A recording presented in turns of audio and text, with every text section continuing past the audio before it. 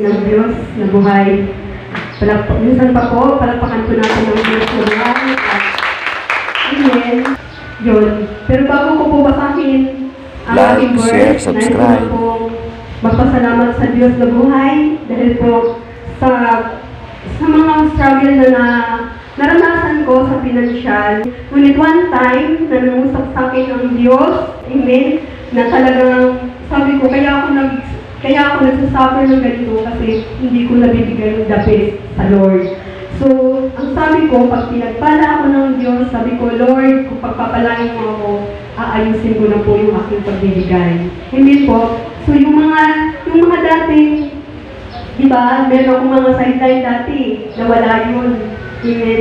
Pero magmula po nung nag-desire ako, inano ko sa puso ko na ibalik ko po yung dating pagbibigay ko sa Diyos, yung pagtatapat ko sa Diyos, sa pagbibigay, unti-unti po siya binabalik ng Diyos. Kahit wala po akong gano'ng ginawa, pusa lang po siya talagang dumadating. Amen. Salamat po sa Panginoon dahil po kahit po nung nagkukulang ako, every week po meron po akong 200 so pamasahe. Amen. So ngayon po, yung mga nakaraan, hindi na po 200, naging 500 plus na. Amen. Salamat sa Diyos na buhay. Ito pa po ang pinagpasalamat ko sa Diyos dahil po nung nakita ko po yung payslip ko nung last kong sahod, meron po nakalagay doon na others, 500 plus. Nag-isip ako, hindi ko sila tinanong kung ano yun. Pero sabi ko, baka overtime yun. Sabi ko, salamat sa Panginoon dahil po yung mga bagay na, alam niyo po yun, yung mga dinidesire mo,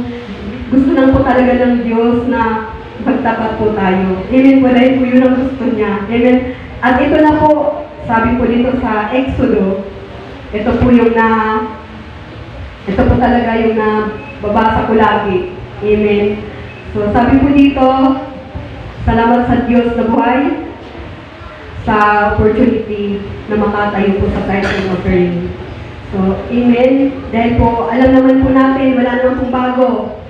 Wala pong bago sa atin. No, sa Jesus My Life, atin po talaga itong ipinamuhay. Amen. So, ito po, dahil ito po ang utos ng Diyos. Sabi po sa Exodo 35, verse 4, pababa, sabi po dito, sinabi ni Moises sa mga Israelita, ito ang inuutos ni Yahweh. Maghandog kayo kay Yahweh, ito ang maaari ninyong ihandog. Ginto, pilak at tanso. Lanang kulay asol, kulay ubi, at kulay pula. Gayon din ng pinong sinulit na lino at balahibo ng kambing. Balat ng lalaking tupa na kinulayan ng pula. Mainam na balat at kahoy na akasya, langis para sa ilawan, pabangong panghalo sa langis na pangpahid, at sa insenso, maghahandog din sila ng mga alahas na kornalina at mamahaling alahas na pampalamuti sa ipod, at sa pictorial na pinakapunong pare. Amen. Supurin ng Diyos na buhay. So, ang sabi po dito ni Moises, no, na iniutos ng Diyos. Amen. Hindi po siya ang nagsabi nito, kundi po iniutos po ng Diyos na maghandog po ang mga taga-Israelita. Amen po. So wala naman po, tayo po naman ay mga amen. So tayo naman po ay mga spiritual Israelites. Amen po. Atin wala naman po tayong mga ginto, pilak, amen, sa ngayon. Bagamat meron po talagang may mga ginto dito, amen. Pero hindi naman po yun ang iahandog natin. Amen. Kundi, ang nakatutok na lang po tayo ngayon sa pira. Amen. Kasi meron tayong mga trabaho. Amen po. Amen.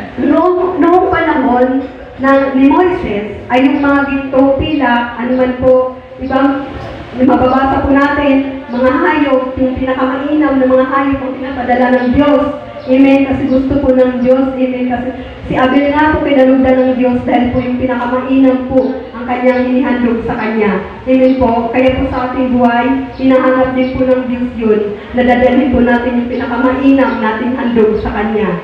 Amen po. So, kung tayo po naniniwala, amen, sa pagbibigay, na hindi dahil sa pagpapala, amen, dahil nga, diba sabi sa kanta, Hindi dahil sa pagpapala, amen, o sa himala, amen, kundi mahal natin ang Diyos. Amen. Naniniwala tayo na may Diyos. Amen.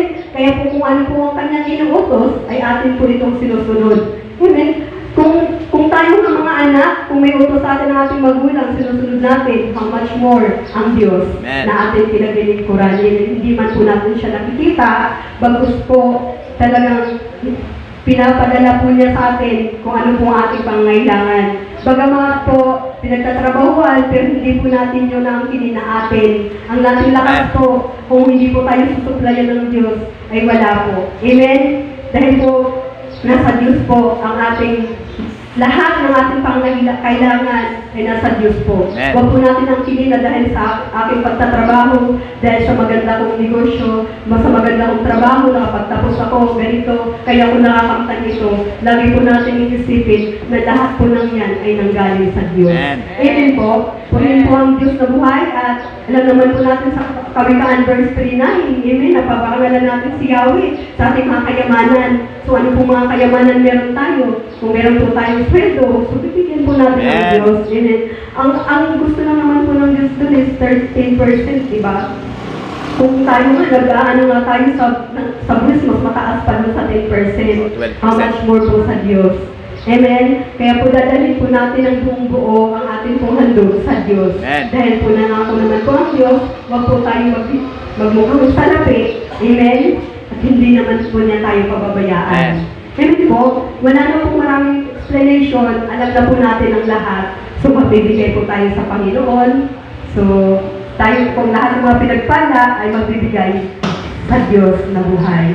Hindi naman po kailangan niya ng Diyos ang ating pera. Ito po, kaya po meron tayong paghahandog dahil ito po ay ginagamit sa ating church. Alam naman po natin, hindi naman po natin yan hihingiin sa mga politiko, sa mga tambay, kundi po manggagaling po yan sa loob ng church. Amen po, purihin po ang Diyos sa buhay.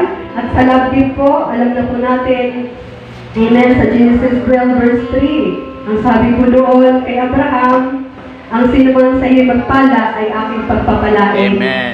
Amen. Ang sino man po sa inyo ay magsumpa ay aking susumpain. Amen po. Ngunit lahat ng tao ay kanyang pagpapalain dahil po sa ating ninunong si Abraham. Amen po. Purihin po ang Diyos dahil po sa ating pastor, dahil po siya po ay nananalangin para sa atin, kaya din po natin nararanasan, natatanggap ang mga pagpapala kung anumang meron tayo ngayon. Amen po. Purihin ang Diyos sa buhay. Sige po. Magbigay po tayo sa Diyos sa buhay. Ba't parang malungkot po kayo? Sige po.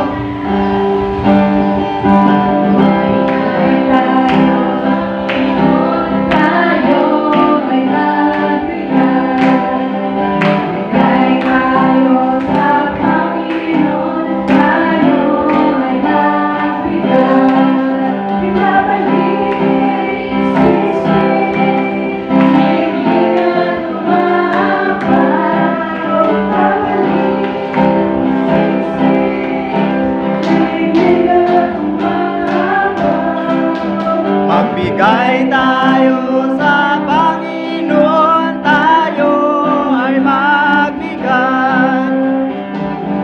Tayo sa Panginoon, tayo ay magbigay.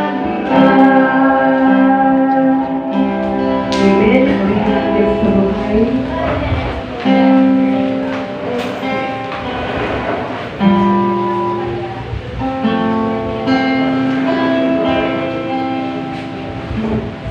Nakapabigay na po ang lahat. Sige po, atin pong pag-pray. At atin i-stay lang ating mga kamay. Dakilang Diyos, makapangyarihan sa lahat. Sa Lord ng Jesus. Patuloy po kami pang lumudulog sa inyo, Diyos. Sumalapit, Panginoon, na sa oras na ito, Lord. Nilapit namin, Panginoon, ang aming mga handog sa inyo, Diyos. Yes, Jesus. Patuloy po ito, Lord, pagpalain, Panginoon. Sagot na nagagaling, Panginoon, ang kanilang, Diyos, Lord, na binigay sa inyo, Panginoon, ang kanilang mga trabaho, negosyo, Panginoon. Naman po, pinagkukunan ng Diyos, patuloy na po pagpalain, Panginoon. Ang lahat ng nabigay, Panginoon, at ganoon din po sa mga hindi nakapagbigay, Panginoon. Patuloy na rin po sila pagpalain. Patuloy, Panginoon, ay makapagbigay po sila, Panginoon. Maraming salamat, Lord. Hallelujah sa mga mga handog na ito, Panginoon. Patuloy namin ito magamit, Panginoon, sa aming church, Panginoon. Amen, Lord Hallelujah. Jesus. Balutan niyo po ito, Panginoon, siliwan at kapangyarihan, Panginoon. Ito, Panginoon, hindi mawala, Panginoon. Hindi mo mawalang saysay, tapos magamit ng maayos, Panginoon. Maraming salamat po, Diyos. Hallelujah, Jesus, sa pangalan ni Jesus. Amen. Amen. Tawagin po natin ang pastor mo.